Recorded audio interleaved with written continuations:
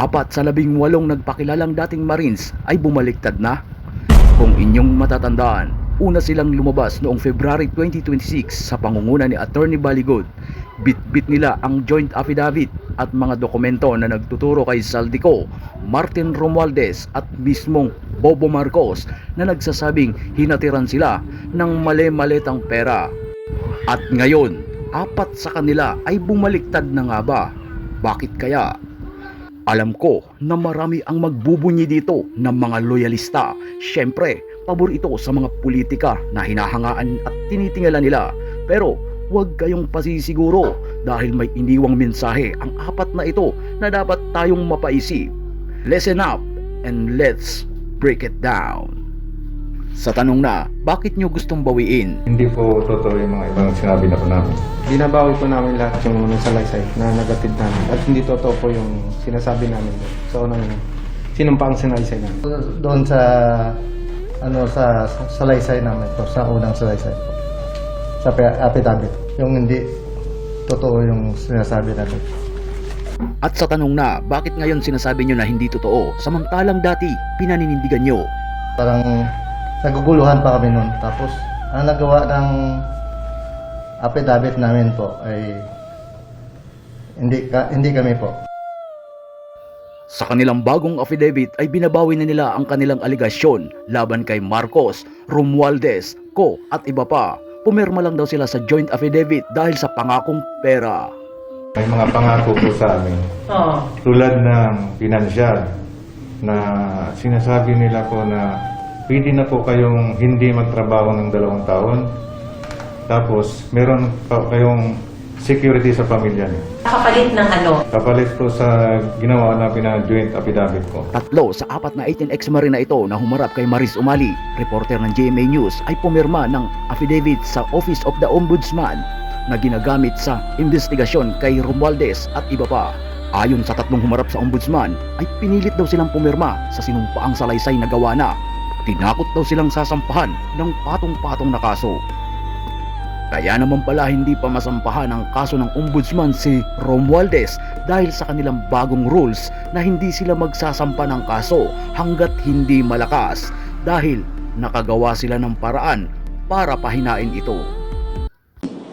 Itong kaso po ni former Speaker Martin Romualdez, alam ko po marami pong nainip dito. Pero dito po kami, siguro ito po yung strength ng Office of the Ombudsman dahil sa bagong rules namin na hindi po kami magfa-file hanggat hindi siya malakas. So, kailangan po talaga lahat ng elemento ng bawat crime ay na-fulfill ng ebidensya, na-satisfy ng ebidensya.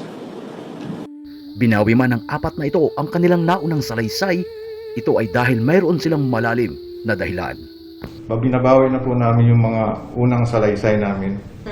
At gusto na namin pong manahimik dahil sa ngayon ay tad kami ng mga kaso, mga banta sa buhay namin. Kaya pag-isip-isipan namin na binabawi na po namin yung mga salaysay po namin. Kung inyong matatandaan, ganito rin ang ginawa nila kay Sergeant Gutesa.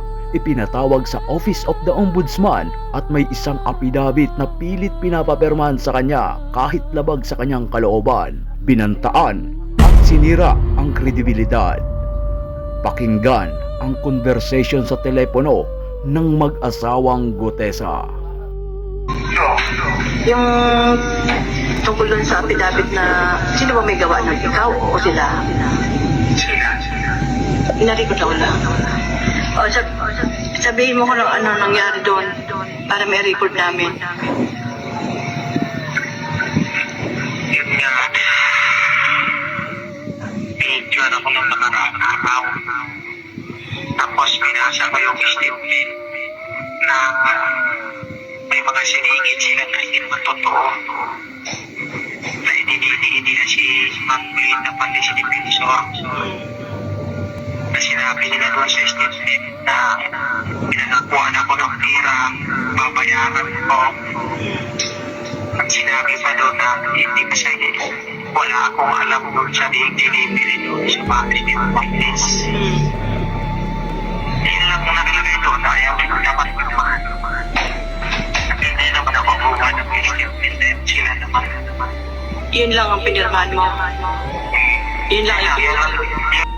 Kaya sana ay maintindihan natin kung bakit bumaliktad ang 4 sa 18X Marine. Dahil tulad ni Sergeant Cutesa ay nakaranas sila ng pagbabanta, pananakot at sinampahan ng patong-patong na kaso. At ibang usapan din kapag pamilya mo na ang madadamay. Ang pagbaliktad ng 4 sa 18X Marine ay hindi nangangahulugan na tapos na ang laban. Darating ang panahon na muli silang lalabas upang manindigan para malaman ang katotohanan. Hindi malilimutan, hindi mapapatawad. Ang flood control, scam, mananatili sa isip ng bayan. Sa Dadulayan Action TV,